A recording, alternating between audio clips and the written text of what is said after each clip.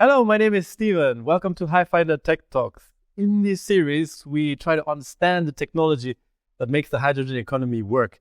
And today, I am particularly pleased because I have somebody who has 24 years of experience in designing fuel cell stacks and systems all around that. Somebody who's seen it all, basically, and who I will be very happy to pick his brain with today. He's connected directly from Canada.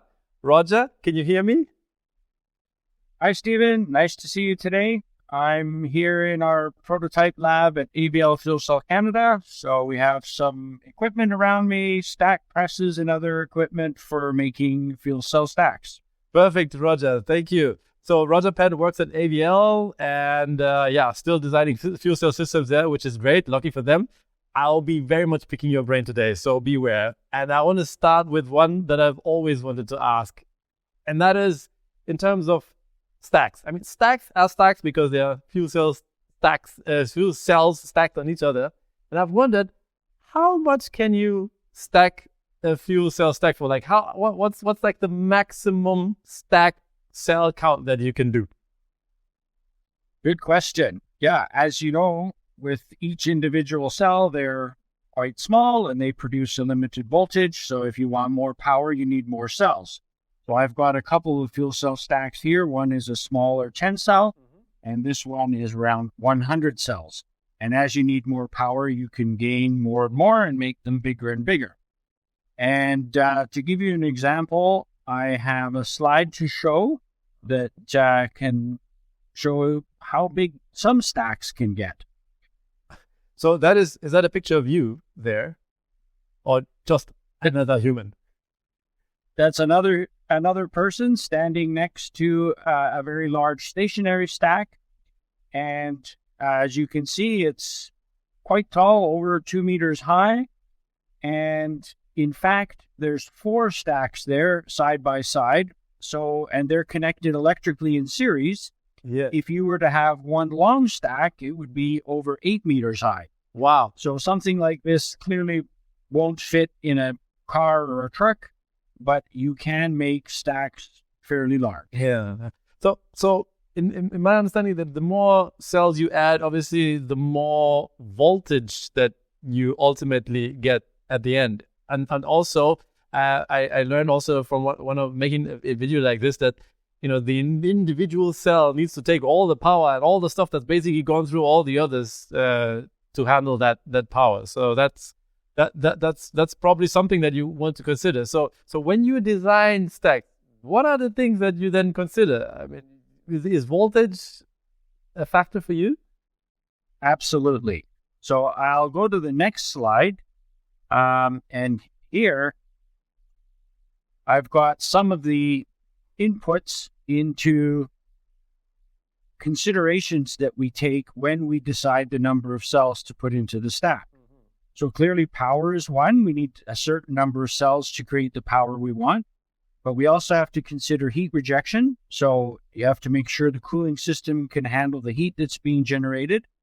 And there will also be efficiency requirements. And with the stack, you can have a large cell with lesser number of cells, or a smaller cell with larger number of cells. And that will depend on the active area and the current density.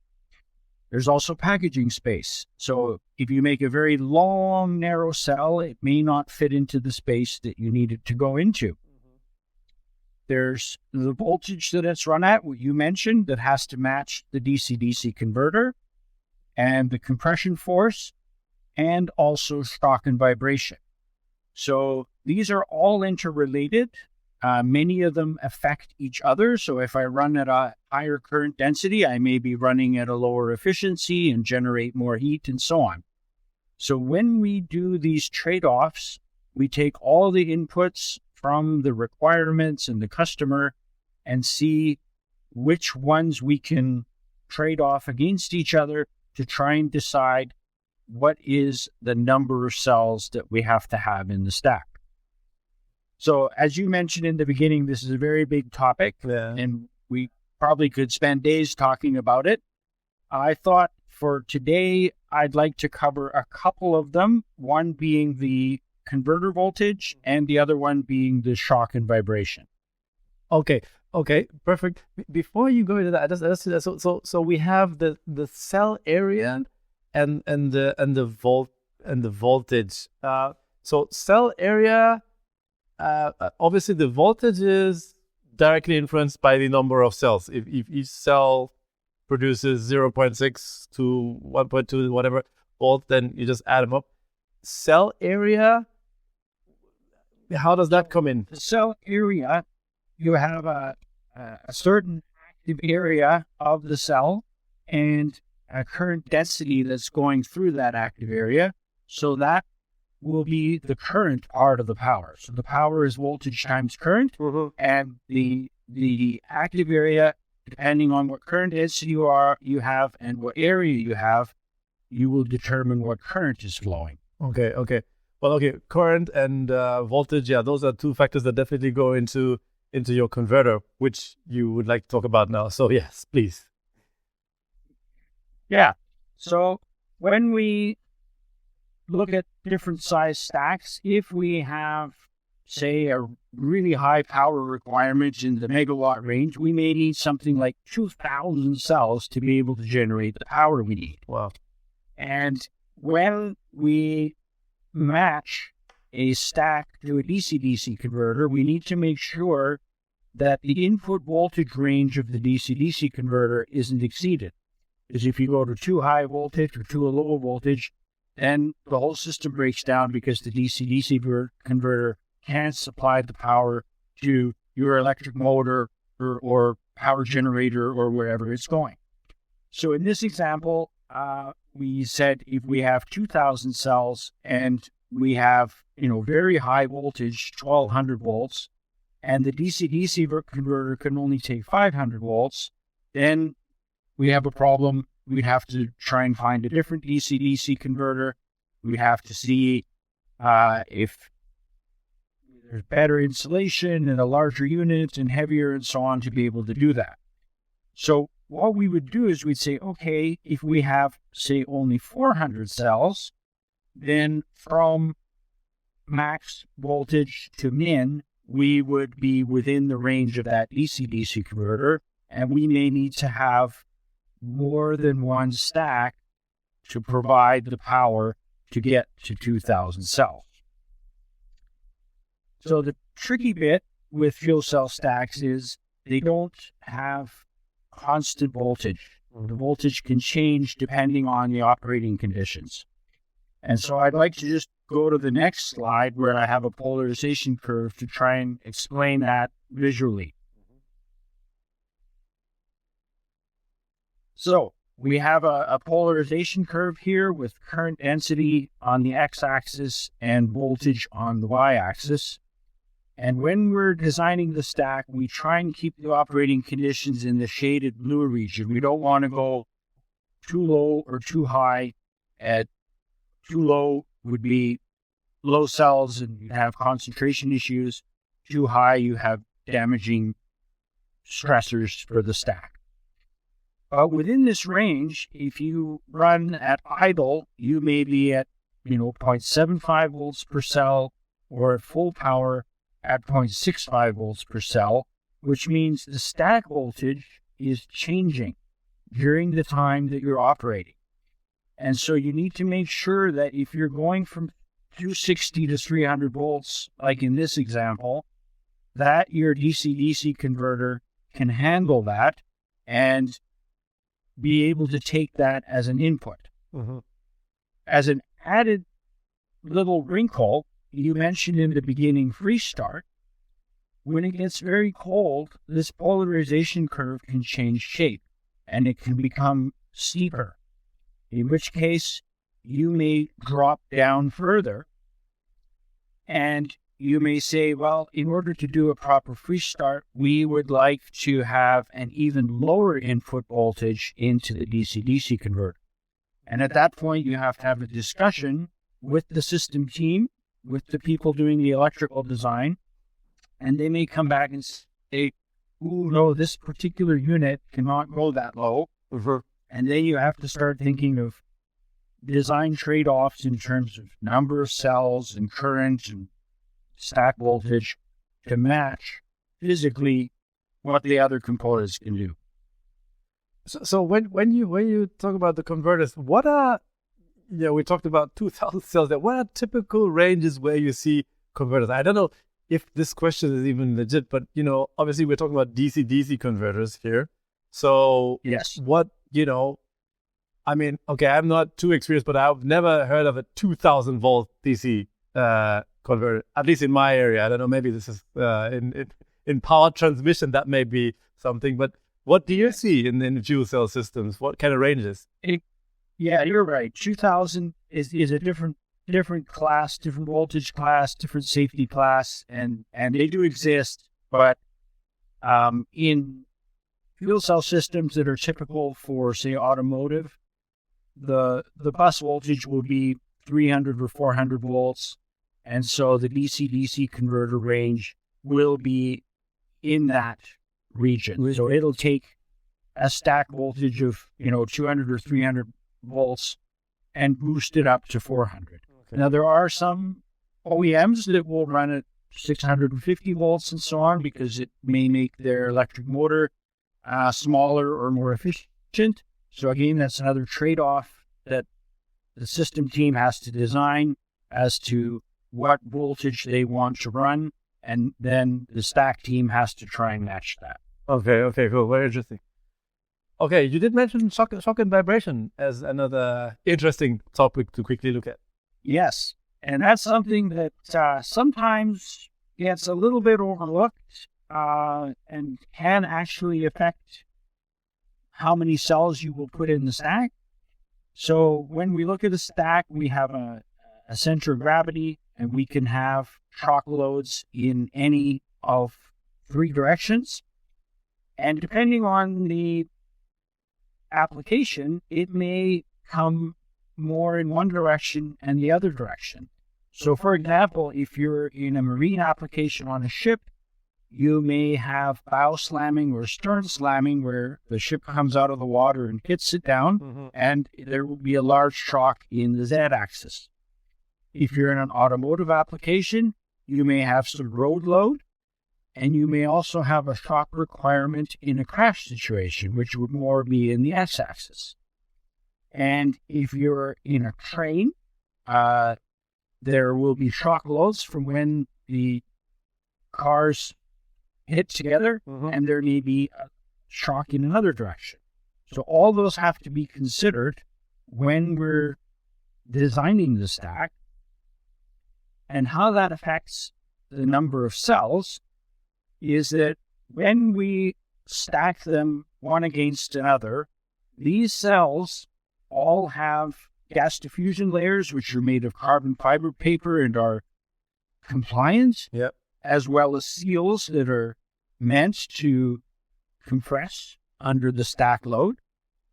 And as you stack up more and more and more of these cells, it becomes very squishy and less solid. Well, the one next to me is under compression and is very solid. But if you think about extending this higher and higher and higher, you end up with this deck of cards. And if you have it in the direction that's shown on the slide, and you start to apply either a shock load or a vibration, then even a small shift in one cell to the neighbor can result in an overall bow of the stack, in which case you may violate your clearance distance, which is the distance you want from your high voltage system to your grounded system, or if you make contact, you might actually have a ground fault. So these kinds of things have to be simulated and tested, and you have to see how many cells you can put in a row before you might run into a problem like this. So on the next slide, I have a simulation that shows how we look at some of the vibration profiles during the design phase. And what we look at is we say, okay, we want a certain natural frequency. We don't want that to match something like the road load in a car or the wave in a ship. to make sure we don't excite the stack at its natural frequency. So we do a simulation and we try and show if we are at a natural frequency, what would that look like and how would the stack react? And then we can decide whether we would say maybe we want more or less cells in order to decide how big to make the stack. Mm-hmm. Okay, I have two questions to that. If you can just go back one slide, where you have the sum of the cells going out of row, basically. I mean, from a quite practical perspective, I would ask myself, why don't you just put something between the cells and the housing? And if it slides, okay, then it just slides onto something, and way to go. You don't have to have that big bow. Yes, and that's been done before. There are non-conductive materials that you can put in there. Mm-hmm. The challenge with that is that the stack isn't static. It changes with temperature and pressure and especially hydration. And these plates will be contacting whatever surface that is. And we have to make sure that they can slide and move on that surface. Otherwise, if they catch, then it opens up a space between the seal and the plates, and then you end up with a leak. So in general, that can be done, but you have to consider it. The other thing to do is to just orient the stack the way I have it here next to me. Yes. And say, okay, if the major shock load is in this direction and not in this direction, then we orient the stack this way and make sure that it's more robust in this direction, because if you shock it and load it the way it is sitting here, these cells won't move and won't touch anything that they're not supposed to. So would you say in general that the stacks are most shock, let me say, I don't know, we're kind of resistant in there, if you're looking at a deck of cards like this, so, basically in the stacking direction. In the stacking direction, that's the way they will take the biggest hits, essentially. Right. Okay. But as you said, that in any application, you could have shocks or vibrations in any of the three axes. So you still have to consider all of the axes. Yeah. So now I want to pick on your experience, having worked in stationary and all these other, marine and sort of applications. Which one is the one that has the most, shock or the harshest shock requirement in your experience? I know we're not talking global research here, but we're saying Roger Penn and what he has seen. Which one has the most shock? Yeah, that's a good question. So in terms of requirements, we have requirements from customers in marine and automotive and all kinds of applications. And to date, the harshest shock requirement I've ever seen is in rail, because when they stop the train, the cars hit each other with quite a bit of force, and if you've ever stood near one that did that, you can hear how loud it is. And so the harshest requirement in the x-axis is in rail. Okay. Wow. Okay. I see. I wouldn't have thought of that. So thanks for sharing that nugget, Roger. I'm devastated because we already have almost reached the time that we have for this talk, and we have so many more areas to touch. I think we need to talk a little bit more at some point. However, thank you for shedding the light on these areas that you have. I think you've done really well. And I know that rail is actually one of the areas where we will be seeing more hydrogen and fuel cell applications. So we'll be seeing a lot of shocks there. Thanks for having me, Stephen. It was a great talk. Thank you very much, Roger, for your time here. If to those out there who watch this video, if you like it, please give us a thumbs up. Or subscribe to this channel. Also, you can find maybe some nice words on LinkedIn. In this series, we have more videos that we talk about many other components in the hydrogen industry as well, which you can all find on Hyfindr.com. So if you're working on a project, this is a good source for information or components. And also you can get into contact with great people like Roger himself with their products from AVL. Thank you so much, Roger, for sharing those nuggets from your wisdom. And I wish everyone success as they continue developing their project. Thank you very much for your time. Goodbye. Bye-bye, Stephen.